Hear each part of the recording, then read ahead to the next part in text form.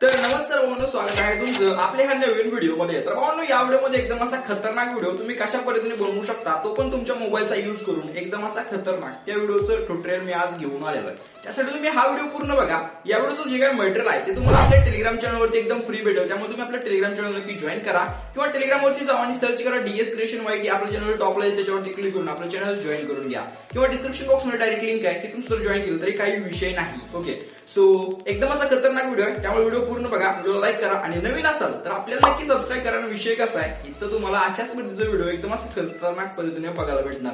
तर चला या व्हिडिओला सुरू करूया।